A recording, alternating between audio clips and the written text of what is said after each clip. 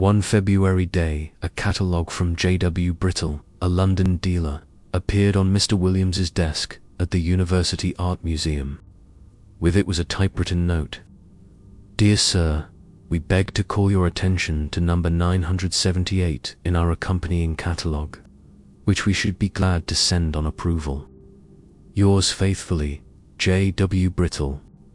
Turning at once to number 978, Mr. Williams found the entry. 978. Unknown. Interesting Mezzotint. View of a manor house. Early 18th century. Black frame. 2 guineas. It was not especially exciting, and the price seemed high. Still, Brittle generally knew both his stock and his customers. Sir Williams sent a postcard asking for the print to be forwarded. The parcel arrived, as such things will, a day later than expected. Saturday afternoon, after Williams had left the museum. It was accordingly brought to his college rooms by the attendant, and there he found it when he returned to tea with Professor Byng. The Mezzotint proved a rather indifferent specimen, perhaps the poorest form of engraving when badly done. It showed a full-face view of a modest manor house of the last century, with 3 rows of plain sashed windows, rusticated masonry, a parapet with balls at the corners, and a small central portico. Flanking trees, an expanse of lawn, and nothing more. The margin bore only a W.F. sculpsit. The whole had the look of an amateur's work, and Williams wondered why Brittle thought it worth 2 guineas. He turned it over with contempt. On the back was a torn paper label. Only the ends of 2 lines remained. Ingley Hall and Sex. "What place is that?" said Byng. "Just what I'll try to find," said Williams, reaching for a gazetteer. "Something, Lay Hall, in Sussex or Essex. But how Brittle thinks he can charge 2 guineas, I can't tell. There aren't even any figures." "I don't think it's so badly done," said Byng. "The light is clever, and surely there is a figure there in front." Indeed, in one corner was what might be the head of a muffled figure, back turned, facing the house. Williams had not noticed it before. "I can't spend 2 guineas of museum money on a view of a place I don't know," he said. Further efforts to trace the name failed, and he went down to Hall. Later, returning with colleagues, he handed the Mezzotint to an art-minded acquaintance, telling the story. The gentleman studied it and said, "It's a very good piece of work, Williams. And the figure, grotesque as it is somehow impressive." "Yes, isn't it?" Williams answered absently, pouring whiskey. But past midnight, alone and candle in hand, he glanced again and nearly dropped the light. On the lawn, where no figure had been that afternoon, something crawled on all 4s towards the house, muffled in a black garment with a white cross on the back. He locked the picture in a drawer, first writing out and signing an account of what he had seen. Next morning at breakfast, he produced the picture for Nisbet, saying nothing of its history. "Describe exactly what you see," he urged. "A country house by moonlight," said Nisbet. 3 rows of windows, porch in the middle. Clouds, waning moon. 1 ground floor window, left of the door, is open. "No figure," cried Williams. "Not a thing." Williams fetched his written note. Nisbet compared the 2. "Yes, you're right. He's got in. We're watching a tragedy unfold. Best get the place identified and the print photographed." The servant entered soon after, found staring at the engraving with undisguised horror. "Beg pardon, sir, but it ain't the sort of picture I'd hang where my little girl could see it. That skeleton there, carrying off the poor baby, it'd set her screaming." They looked. The open window was shut. The figure now stood erect, striding swiftly forward, The moon was behind it, drapery hanging over its face, showing only a bald white forehead and straggling hair. Its arms clutched an object, dimly seen as a child. The legs were horribly thin. Through the evening they kept watch, but the scene did not change. After Hall they found the figure gone, the house still under moonlight. Research at last yielded the name, Anningley Hall, Essex. From Murray's Guide, the church contains tombs of the Francis family, whose mansion, Anningley Hall, a solid Queen Anne house, stands near. The family is extinct, the last heir having disappeared mysteriously in infancy in 1802. The father, Arthur Francis, amateur engraver in Mezzotint, was found dead in his studio 3 years later, having just completed an engraving of the house, impressions of which are rare. Next day, the Porter Green, long familiar with Sussex and Essex estates, confirmed the house. Questioned about the figure, he said, "Old Francis hated poachers. He rid the place of all but one, Gaudy, last of a family once lords of the manor. He was caught after a keeper's death and hanged. They buried him on the north side of the church. It was said he, or some friend, made away with Francis's boy. Looks now as if Gaudy managed it himself. The Mezzotint is now in the Ashmolean Museum. Though watched, it has never again been known to change." In the year 1690, at Cassingham Hall in Suffolk, occurred a curious series of events. The district was then much involved in witch trials. Among the condemned was a local woman, Mrs. Mother Soul. Her fate turned chiefly on the evidence of the hall's proprietor, Sir Matthew Fell, who swore that on 3 occasions, by full moon, he had seen her from his chamber window gathering sprigs from the great ash tree that grew close against the house. Each time he tried to seize her, but some accidental noise betrayed him, and all he ever saw in the garden was a hare running across the park towards the village. On this and other testimony of a vaguer kind, she was convicted and hanged at Bury St. Edmunds with several companions. Unlike the others, who were broken with misery, Mrs. Mothersole met death with a venomous look said to haunt her captor's thoughts for months. The only words she spoke were, "There will be guests at the hall," repeated more than once. Some months later, when the moon of May was full, Sir Matthew and his vicar, Mr. Crome, were walking in sight of the ash tree. "What is that runs up and down the stem?"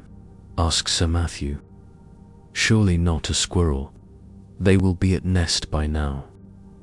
The vicar looked and swore that, squirrel or not, it had more than 4 legs. The vision was brief, and they parted. Next morning, Sir Matthew failed to appear. His servants broke open the chamber door and found him dead, the body swollen and black, twisted in agony. The casement stood open, as was his custom in summer. Beside the bed lay his Bible, in which Mr. Crome noted he had practiced sorties. The texts he lighted upon were Luke 13-7, "Cut it down," Isaiah 13-20, "It shall never be inhabited." 39:30, "Her young ones also suck up blood." So Sir Matthew was buried, and his son succeeded, but never used the west chamber. He died in 1735, and his son, Sir Richard, enlarged the family pew in the parish church, disturbing graves on the north side, among them that of Mrs. Mother Soul. To the disquiet of the village, her coffin was found sound, yet empty. At Sir Richard's order it was burned. In 1754, Sir Richard, weary after a night of smoke in the chimney and rattling at the window, declared he would move to the disused west chamber. The housekeeper protested, but he insisted. That day a visitor arrived, William Crome, grandson of the old vicar, bearing his grandfather's notes. Sir Richard read the ominous sorties and laughed. "Cut it down? I shall indeed. Never was such a nest of agues as that tree breeds." He even repeated the sorties, opening the old Bible afresh. "Thou shalt seek me in the morning, and I shall not be." He laughed again and joined his guests. That night he slept in the west chamber. The window stood open, the air warm and still. Towards morning, watchers thought they heard a kitten drop to the grass and something rustle swiftly up the tree. Sir Richard was found dead in bed, blackened and contorted like his grandfather. Guests and servants gathered under the window. Speculation ran wild. Poisoners, emissaries, infected air. The Bishop of Kilmore pointed to the ash, where a white tomcat crouched in the fork, peering into a hollow in the trunk. It craned further, slipped, and fell in. A dreadful cry issued from within, followed by muffled commotion. "There is the secret," said Sir William Kentfield. "Search the tree." A lantern was lowered. The gardener, peering in, reeled back, insensible. The lantern set fire to dry leaves, and soon the tree was ablaze. As the fire drove out the inhabitants, horror was revealed. First a round, fire-covered body the size of a man's head, an enormous spider seared. Then more, grey and hairy, darted forth, only to be slain.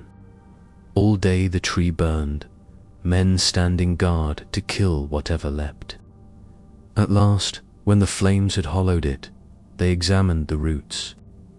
There they found more monstrous spiders, smothered by smoke, and, most dreadful, crouched against the side of the den, the dried remains of a woman's body, with black hair still clinging, judged to have been dead for 50 years.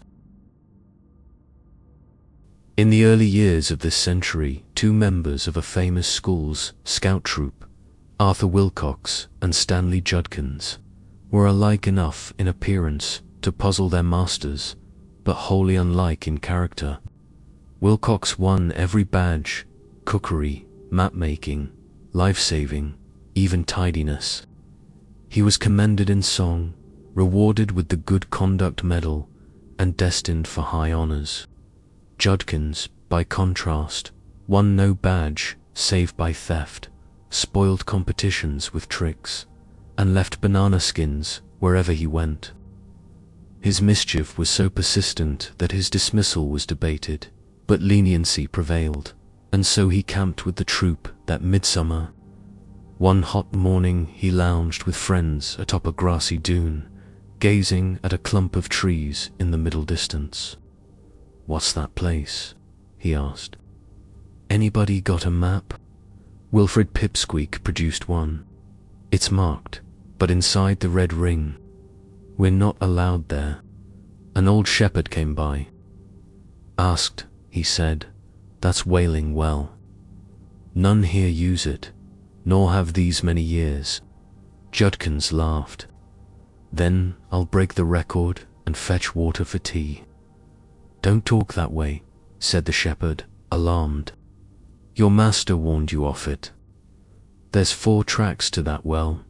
3 women and a man walk them. They were bad ones in life, and they go still. I've seen them myself, at 4 o'clock one day, rags and bones, slow, clacking as they moved, peering side to side.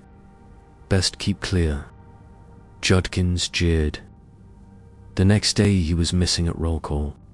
His fellows suspected where he had gone. Mr. Hope Jones, the scoutmaster, took Wilcox, Wilfred, and Algy de Montmorency to search. From the down they looked into the field, the clump of firs, the well, the winding tracks. Presently they spied Judkins, can in hand, making for the trees. Then Algy screamed, "On the track, on all 4s, it's the woman." He buried his face in the turf. Mr. Hope Jones pressed on, clambering the hedge. The others saw figures, ragged, black, with pale bones showing, advancing deliberately on Judkins from different paths. A man shape rose painfully from the bushes behind him, crawling into the track. The air shimmered between them as if with heat, though the field lay still. Wilfred seized a whistle dropped by Wilcox, and with Algy shouting beside him, blew hard. The sound carried. Judkins turned, but too late. The crouched man sprang and seized him. Judkins struck with his can, knocking off a blackened hat and showing beneath a white skull with hair clinging. A woman joined, pulling at the rope about his neck. In a moment he was overpowered, dragged within the furs. His screams ended. Rescuers from the camp appeared, but when they met Mr. Hope Jones, he bore only the corpse, cut from a branch where it had hung, drained of blood. Next day he returned with an axe, vowing to fell the trees and burn the bushes. He came back with a gash in his leg and a broken axe. No spark would kindle, and no stroke bit the wood. It is said that the field of Wailing Well holds now 3 women, a man and a boy.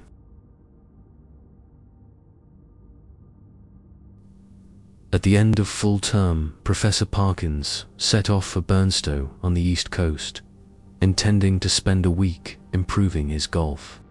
He took a large twin-bedded room at the Globe Inn, looking on to the shore. The other guests were golfers, most conspicuous among them, Colonel Wilson, retired club secretary, mustached, red-faced, loud-voiced, and staunchly Protestant. Parkins spent his first day with the Colonel on the links. By evening, rather than endure more of his companion's heated views, he chose to return by the beach, hoping also to locate the site of a Templar's preceptory. He found a stretch of broken ground, with mounds and hollows, and at one end an oblong rise that might have been an altar base. Scraping with his knife, he uncovered a small cavity. Something metallic rang. His hand drew forth a bronze tube, about 4 inches long, shaped like a whistle, marked with letters. Quis est, est qui venit? Who is this that is coming? It was too dark for more search, so he hurried back over the shingle. Glancing behind, he saw a dim figure laboring to catch up, though never gaining. He decided not to wait, and reached the inn with relief. At dinner the Colonel was boisterous but calm, and Parkins later enjoyed an evening of bridge. Near midnight he examined his find. Certainly a whistle. Amused, he blew it once. The note was thin, yet far-carrying, and filled his mind with a vision. Night-wide spaces, wind, and a solitary figure. At that instant, a violent gust burst the window, extinguished his candles, and shook the room like a siege. He struggled to close it, then lay awake, the wind howling desolately. In time he slept. Morning brought a curious remark from the maid. Both beds in his room had been slept in. Parkins dismissed it. On the links he told the Colonel of his discovery. The old soldier frowned. If it were mine, I'd pitch it into the sea. With papist trinkets, you never know. That evening Parkins showed him the whistle. Cambridge antiquaries may care for it, he said. I shall present it to a museum. The Colonel replied only, live and learn. Good night. That night Parkins was roused by a sound. In the opposite bed, empty when he lay down, something stirred. He sprang up and reached for his stick by the window. The figure from the bed glided across the room and spread its arms against the door. Stooping, it groped blindly, feeling its way. One sleeve brushed his cheek, damp and cold as wrung linen. Then the face came into the light, creases and folds like crumpled cloth, features only hinted. He cried out. At the cry, the thing leaped towards him. He staggered backwards through the window embrasure, shouting. The door burst open. Colonel Wilson entered and saw a heap of bedclothes collapse at the window. He dragged Parkins to safety and stayed in the room the rest of the night. Next morning, early, the colonel walked out and flung a small bronze object far into the sea. The whole thing, he said, only confirms what I think of Rome. Parkins's nerves never wholly recovered. To this day, the sight of a surplice on a door or a scarecrow at dusk can cost him a night's sleep. At breakfast in Westfield Hall, Essex, Mr. and Mrs. Anstruther planned their day. George, said Mrs. Anstruther, go to Malden and buy the knitted things for my bazaar stall. George sighed. He had half arranged a round of golf. She herself meant to begin laying out her new rose garden. She asked him first to show Collins the site where the summer house once stood, with the old seats and posts. Collins, found in the greenhouse, surveyed the clearing, a dark, bare patch bounded by box and laurel. Remains of rustic seats and a stout oak post stood there. Told to clear it, he frowned. Seats I can take, sir, but that post's firm in the ground. That'll want digging. Not before tea. Mrs. Anstruther received the report with discontent, but did not alter her plan. That afternoon, Miss Wilkins, a former owner of Westfield, called to say farewell. Strolling, they came to the chosen plot. Mrs. Anstruther described her scheme. Miss Wilkins listened absently. We never liked to be alone here as children, she said. Once I found my brother Frank asleep on the bench, with such a dreadful look that I thought him dead. He woke screaming and told of a dream. He stood in a great room, questions asked, where were you on the 19th of October? Is this your hand? A trial, though he was but 8. He felt oppression and despair. Then he was taken through cold streets, up wooden steps, onto a platform. He saw fire burning. Someone released his hand, and there I woke him. Later, I myself sat in the arbor near sunset, when I heard whispering, pull, pull. I'll push, you pull. The voice was hoarse, far off, strongest when I pressed my ear to the post. My father soon after had the arbor pulled down.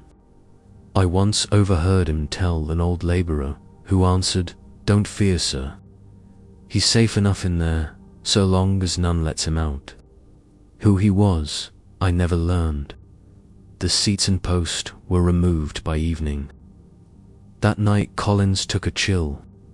Next morning Mrs. Anstruther complained of owls hooting and something perching by her window. Her husband admitted bad dreams. Trial, condemnation, execution. She had dreamed the same after Miss Wilkins's tale. He ascribed it to suggestion.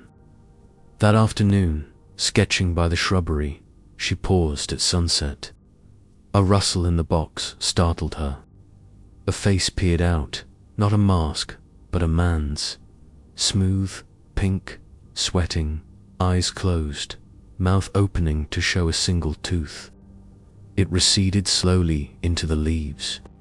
She fled to the house and collapsed.